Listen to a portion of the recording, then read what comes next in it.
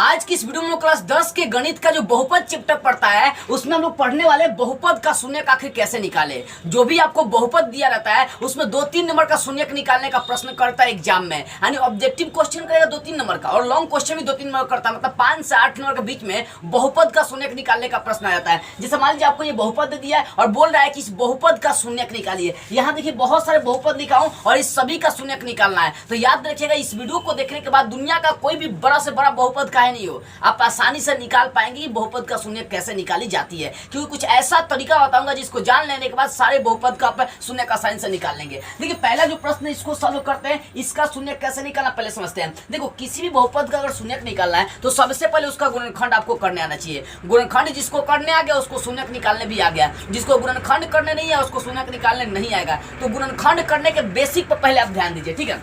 देखो गुणनखंड करने का पहला नियम होता है कि शुरू का अंतिम से आपको गुना करना होता है और देखना है कितना आ रहा है। तो x स्क्वायर का 8 से गुना कर देंगे, 8x स्क्वायर, इसका चिन्ह माइनस है तो माइनस लिख देना है, ठीक है ना। x स्क्वायर का -8 शुरुआती का अंतिम से गुना करना होता है गुणनखंड करने के लिए। गुणनखंड करेंगे तभी जाकर शून्यक निकाल पाएंगे, ठीक है। तो शुरुआती का अंतिम से गुना करेंगे तो x स्क्वायर का -8 से गुना करेंगे तो -8x स्क्वायर हो गया, ठीक है। अब क्या होता है कि जब शुरुआती का अंतिम से गुना करके लिख दिए तो आपको बीच वाले को 2 भाग में बांटना होता है। बीच वाले को कितने भाग में? 2 भागों में।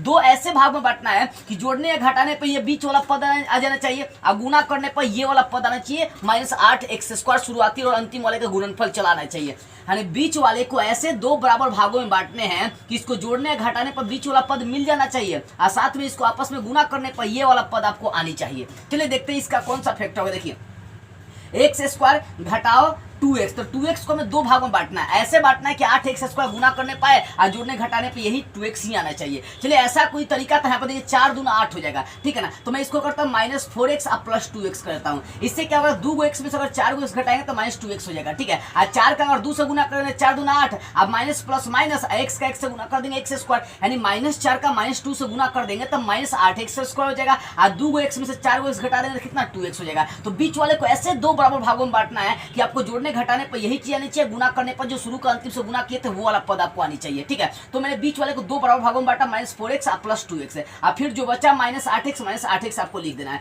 इसके बाद आपको क्या करना है कि 2-2 पद में आपको कॉमन लेना है। जब इसको ब्रेक कर देंगे, ठीक है ना, तब जाकर 2-2 पद में आपको कॉमन लेने होते हैं। तो यहाँ देखिए x स्क्वायर और यहाँ पर x स्क्वायर -4x, इसमें कॉमन क्या मिलेगा? x मिलेगा। कॉमन का होता है जो दोनों मिलेगा, तो दोनों में x मिला। 2 x में से 1 x कॉमन लेंगे तो 1 x बचेगा, घटावे। यहाँ देखिए 4 x में से x कॉमन लेंगे तो सिर्फ 4 बचेगा और यहाँ दोनों में क्या मिला? +2 मिलेगा। तो 2 ले लेंगे तो x बचेगा माइनस, या 8 में से 2 कॉमन ले लेंगे कितना हो जाएगा? 4। अब देखिए इसमें समान पद अगर ये वाला आ गया तो समझिए कि आपका फैक्टर सही है, गुणनखंड सही है। तो जो समान आया उसको एक बार लिखना है, x - 4 तो x - 4 को एक बार लिख दिए और उसका जो कॉमन लिए उसको लिख दीजिए। तो कॉमन क्या है? x है, फिर क्या +2 है, ठीक है ना। तो ये हो गया गुणनखंड, ठीक है ना। जो भी बहुपद दिया पहले उसका गुणनखंड करना है और गुणनखंड करने के बाद ही उसका शून्यक निकालना है। तो कैसे शून्यक निकालेंगे? देखिए शून्यक निकालने के लिए जो आपका गुणनखंड अंतिम रूप आ गया गुणनखंड का उसको मानना है 0, ठीक है ना। यहाँ पर लिखेंगे लेट माना की क्या x - 4 इंटू x + 4 x + 2 बराबर 0, इसको 0 मान लेंगे और 0 मानने के बाद एक एक को 0 के बराबर उठाना है। x - 4 को एक बार 0 के बराबर उठाएंगे, x + 2 को एक बार 0 के बराबर उठाएंगे तो x - 4 बराबर 0,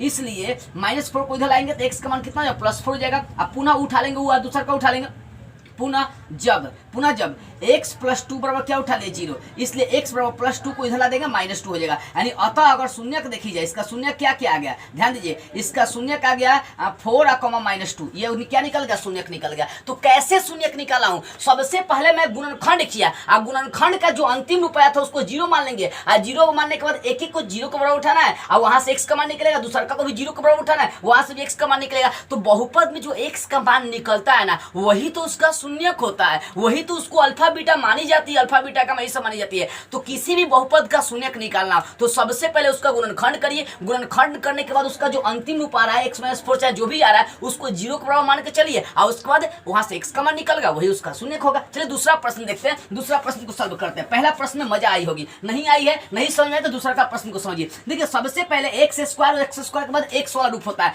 यहाँ पर जैसा गड़बड़ हो गया, x वाला बाद में चला गया तो इसको सजा देंगे 6x स्क्वायर और फिर -7x और -3, क्योंकि अचर सबसे अंतिम होता है तो अचर आपका -3 को बाद में कर दिए। अब नियम आपका क्या कहता है?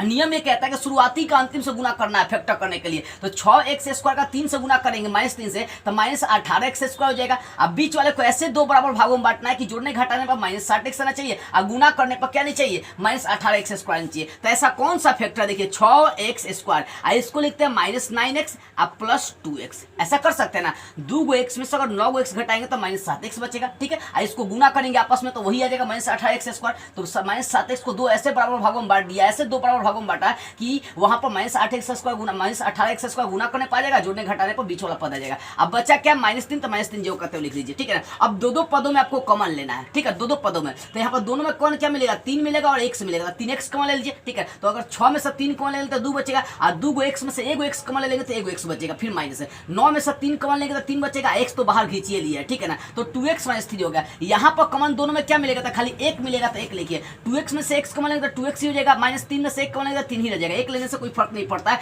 अब जो सेम आ गया ये आपका फैक्टर, इसका मतलब आपका समझिए कि फैक्टर सही है, यानी जो आपका ये वाला सेम आ गया तो फैक्टर सही है। जो सेम है उसको एक बार लिखना है 2x - 3, उस पर जो कॉमन लिया उसको लिखना है। कॉमन क्या लिया 3x और फिर है आपका +1, ठीक है। तो ये आपका आ गया, इसका गुणनखंड आ गया, इसका फैक्टर आ गया। अब ये जो आ गया ना इसको 0 के बराबर मान के चलना है, ठीक है। लेट मतलब माना कि क्या माना, 2x - 3 तो 3x + 1 बराबर 0 मान लिए। अब एक को 0 के बराबर उठा लेंगे, 2x - 3 बराबर 0 या 2x बराबर है -3 को धरा देंगे +3, ठीक है। इसलिए x का मान निकलेगा 3, है x को छोड़कर 2 गुना में इधर चलाएगा बटा में, तो x का मान निकलेगा 3/2। इसी प्रकार से दूसरा को भी 0 के बराबर मान के चलेंगे, 3x + 1 बराबर 0, ठीक है ना। या करिए 3x बराबर +1 को धरा देंगे -1, इसलिए x का मान x को छोड़कर 3 गुना में इधर चलाएगा बटा में, तो x का मान कितना निकलेगा -1/3, यानी x का 2 को मान यहाँ पर निकल गया। कौन सा, x का एक मान ये निकलेगा 3/2 और x का एक मान निकलेगा -1/3, यानी इस बहुपद का शून्य कौन सा हो गया 3/2 और -1/3। तो लिख देंगे अतः शून्य बराबर 3/2 और उसके बाद -1/3। तो इस तरह से आपको शून्य निकालना,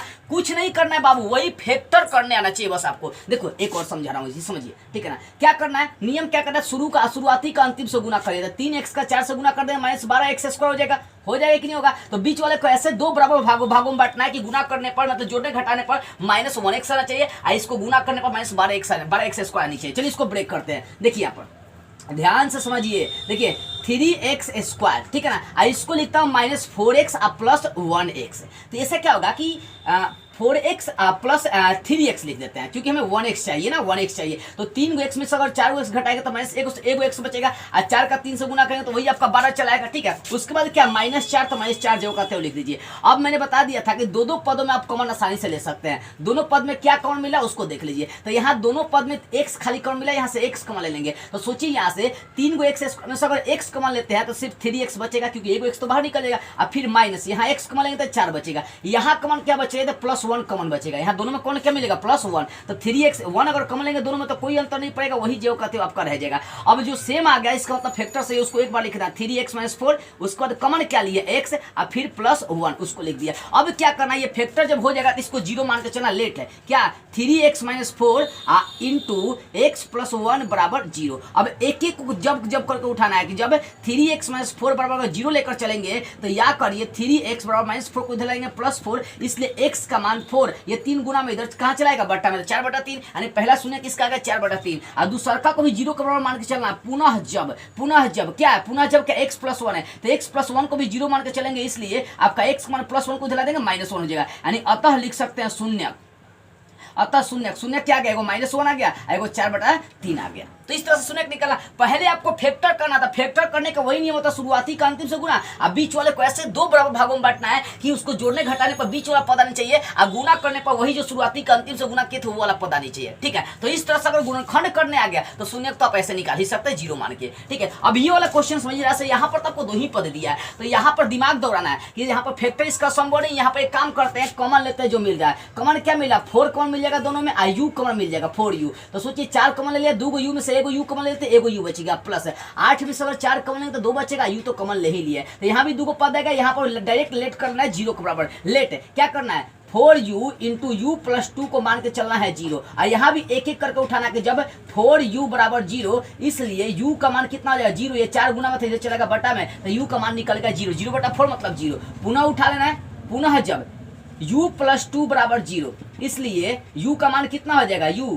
प्लस 2 को उधर लाएंगे -2, अतः शून्य क्या आ गया, ध्यान दीजिए, अतः शून्य आगे आपका एक -2 आ गया, एक आ गया था आपका 0, ये वाला शून्य आ गया। ठीक है, एक और क्वेश्चन कई बार एग्जाम में करता है, उसको मैं लिख देता हूँ, बोलता t² - 15, इसका शून्य निकालना है यहाँ पर। तो इस प्रकार के क्वेश्चन में सूत्र अप्लाई करेंगे, t² - 15 को लिख सकते हैं √15 का स्क्वायर, क्योंकि स्क्वायर करते हैं तो रूट हट जाते हैं, स्क्वायर करते हैं तो रूट हट जाएगा तो 15 ही हो जाएगा। तो ये एक फॉर्मूला हो जाएगा, a² घटाओ b², तो फॉर्मूला होता है a + b यानी t + √15 इंटू हो जाएगा t - √15। ठीक है, तो इसको 0 मान के चलेंगे, जब इसको 0 मान के चलेंगे तो t का मान आएगा -√15 आएगा, एगो आ जाएगा आपका +√15। तो ये क्या निकल जाएगा, उसका शून्य हो जाएगा, जैसे 0 मान के चले तो वैसे ही आपको काम करना है। तो इस तरह से आपको बहुपद का अगर शून्य निकालना है तो कुछ नहीं करना है बाबू, कुछ नहीं करना है, आपको क्या करना है, सबसे पहले फैक्टर करना है। आप फैक्टर करने का तरीका पता होना चाहिए, क्या करना है, शुरुआती का अंतिम से गुना करना है, बीच वाले को ऐसे 2 भागों में बांटना है कि जोड़ने घटाने पर बीच वाला पद आ जाए, उसके बाद उसको गुना करने पर शुरुआती वाला और अंतिम पद का जो गुना की थे वो वाला जानी चाहिए। उसके बाद 2 पदों का कॉमन ले लीजिए, कॉमन लेने के बाद जो आपका फैक्टर आएगा उसको 0 मान के चलिए, वहां से x का मान चाहे y का मान जो भी निकलेगा वही उसका शून्य हो जाता है। तो इस तरीके से आप आसानी से शून्य किसी भी बहुपद का निकाल सकते हैं।